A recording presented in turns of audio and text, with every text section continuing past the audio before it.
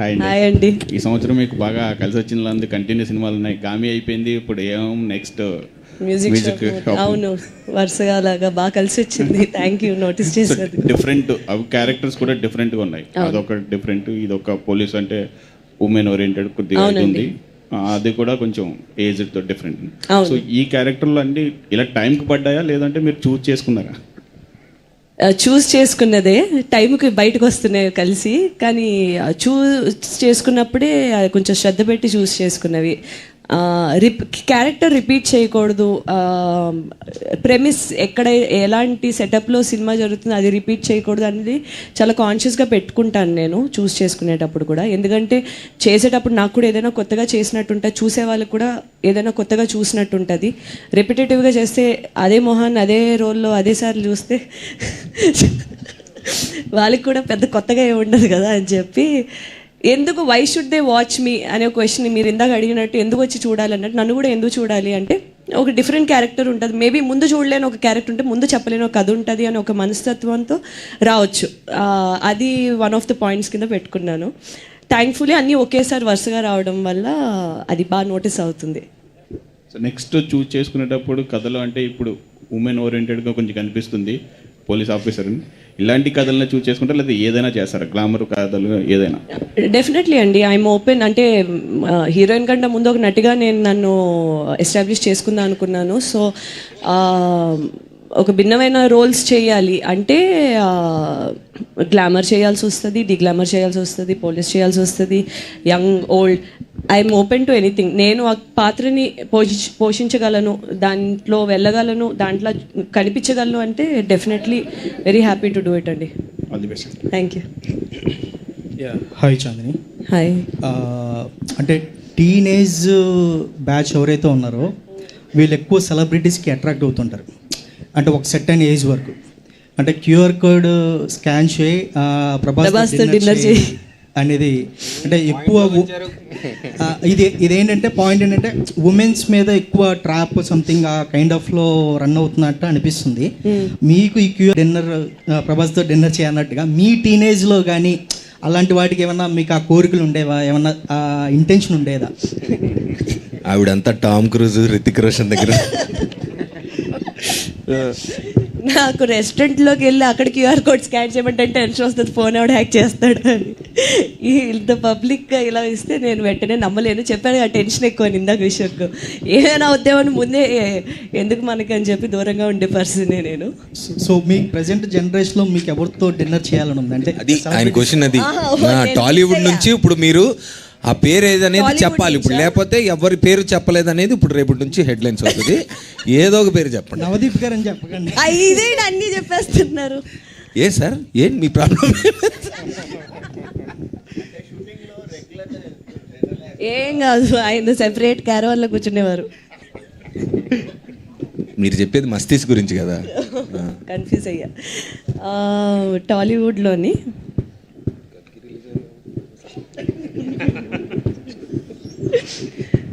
కొంచెం ముందు చెప్తే ప్రిపేర్ అయ్యి వచ్చేదండి. చిరంజీవి గారు. And one more question. ఆ మాట కాకుండా ఇంకో మాట చెప్తే నీ బ్యాలెన్స్ పేమెంట్ ఇచ్చేవాడు కాదు నేను. రెండు పేర్లు చెప్తాను, సారీ. నాకు చిరంజీవి గారు, పవన్ కళ్యాణ్ వీళ్ళిద్దరితో చేయాలి. ఎందుకంటే రీసెంట్లీ వాట్ హ్యాపెండ్ అది కదా అసలు phenomenal, clean strike. Yeah, and one more question. అంటే ట్రైలర్లో ఒక డైలాగ్ ఉంది, ఆడవాళ్ళని ఎక్కడ పెట్టాలో అక్కడ పెట్టాలరా అని ఒక డైలాగ్ ఉంది. అంటే మనం గత అంటే కొన్ని సంవత్సరాల నుంచి మనం ఆడవాళ్ళని చాలా తక్కువగా చేసి చూడడం కానీ, చులకన చేసి మాట్లాడడం కానీ ఇలా జరుగుతూ ఉంటుంది. అంటే నాకు ఎందుకంటే ఏవం ట్రైలర్ చూసినప్పుడు ఇదంతా ఒక ఉమెన్ని మోటివేట్ చేయడానికి, ఆ కైండ్ ఆఫ్ ఎనర్జీ ఇవ్వడానికి అన్నట్టుగా అనిపించింది ట్రైలర్ అంతా. సో మీరు ఈ పాయింట్ ఆఫ్లో మీరేం చెప్తారు? ఎందుకంటే మీరు కూడా చాలా ఫేస్ చేసి ఉంటారు ఇండస్ట్రీలో కానీ బయట కానీ ఎక్కడైనా కానీ. ఈ మాట అన్నప్పుడు మీకు ఎలా అనిపిస్తుంది? అది ఎంతవరకు మీరు రిసీవ్ చేసుకుంటారు? జెండర్ ఇన్ఈక్వాలిటీ అన్నది తరతరాలుగా ఉన్నదే, బట్ అది చాలా వరకు ఫేస్ చేశానన్నది కరెక్ట్ కాదు. డెఫినెట్లీ ప్రతి ఒక్కరి లైఫ్లోని ఇప్పుడు అమ్మాయిలకి ఎలాగా కొన్ని అంటే నువ్వు ఇది చేయలేవేమో, అది ఎందుకు నీకెందుకు అనే ఒక ఇలా ఉంటుందో అబ్బాయిలకు కూడా ఉంటుంది. నువ్వు మగాడు కదా, ముందుకెళ్ళి చేయలేవా, వెనకాల దాక్కుంటావా అనేటట్టు ఆ ఇన్ఈక్వాలిటీ అన్నది ఏ టాపిక్కి సంబంధించి ఆ టాపిక్ ఉంటుంది. నేను పర్సనల్గా నా పర్సనల్ లైఫ్లో కానీ ఇప్పుడు నా కెరియర్లో చుట్టుపక్కల కానీ నేను థ్యాంక్ఫుల్లీ నేను ఫేస్ చేయలేదు. చాలా మరి అది టైం మారుతుంది, జనాలు మారుతున్నారా లేదా మేబీ జనాలు బట్టి ఉంటుందండి, వాళ్ళ చుట్టుపక్కల బట్టి వాళ్ళ పెంపకం బట్టి అదంతా ఉంటుంది. బట్ మా సినిమాలోని ఒక కోర్ పాయింట్ ఉంది, దానికి సంబంధించి వెళ్తున్న కథలోనే ఈ డైలాగ్స్ ఇవన్నీ వస్తూ ఉంటాయి బేసిక్లీ. సో మీకు ట్రైలర్లోని అవి కొంచెం మిస్లీడింగ్ అనిపించినా మీకు మూవీలోని అవి ఒక వేరే పాయింట్లో బాగా హిట్ అయ్యే పాయింట్స్ ఉంటాయి. అండ్ ఇక్కడ ఆయన చెప్పిన ఇది కూడా జాయిన్ అవ్వగానే వద్దులేండి అంతే, నాకెందుకు భయంగా ఉంది ఏదైనా చెప్పేస్తారేమో అని. ట్రైలర్లోనే కానీ దాని వెనకాల ఒకటి ఉంటుంది. బేసిక్లీ ఆ అమ్మాయి పోలీస్ జాయిన్ అవ్వగానే దాన్ని తీసుకెళ్ళి ఫైల్స్ సెక్షన్లో పడేస్తారు. ఎందుకు అంటే కొత్త జాయిన్ అయ్యో అమ్మాయి కదా, పోలీసు కదా, వస్తూనే నీ కేసు ఏమి ఇస్తావునే కానీ నువ్వు వెళ్ళి ఫైల్ సెక్షన్లో ముందంతా షార్టేజ్ ఇది ఫైల్ సెక్షన్లో పెట్టే ఇంటికి వెళ్తేనే వెళ్ళాలేమో కరెక్ట్, మరి వెళ్తానన్నావుగా పోలీస్ చేయడానికి, మరి ఇది అంటారు అనమాట, ఇలా అంటారు బేసిక్లీ. సో అలా కొంచెం కొన్ని రిలేటబుల్గా ఉంటాయి, కొన్ని ఫన్నీగా ఉంటాయి, కొన్ని పాయింట్కి సంబంధించి ఉంటాయి, అలా ఏదంటే అలా. డైరెక్టర్ సార్, నాకు ట్రైలర్ చాలా బాగా నచ్చింది. Thank you sir. నాకు ఎందుకో ఈ కాన్సెప్ట్ మీరు ఎక్కడో ఇన్స్పిరేషనల్గా తీసుకొని అంటే మీకు అసలు ఈ స్టోరీ చేయడానికి అసలు మీ ఇన్స్పిరేషన్ ఏంటి? మీరు ఎక్కడైనా పాయింట్స్ తీసుకొని ఇవ్వడం రియల్ లైఫ్లో?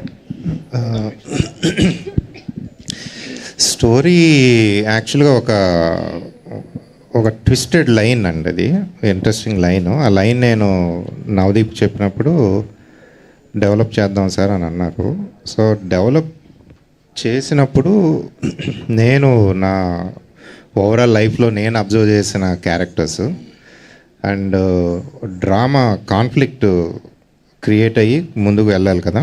డ్రామా ఊరినే కన్వీనియన్స్ కోసం సీన్ రాయడం కాదు, ఆ కాన్ఫ్లిక్ట్ క్యారెక్టర్లోంచి రావాలని చెప్పి నా లైఫ్లోంచి నా రిఫరెన్సెస్ పాయింట్స్ నుంచి తీసుకున్న క్యారెక్టర్స్ అన్నమాట ఇవి.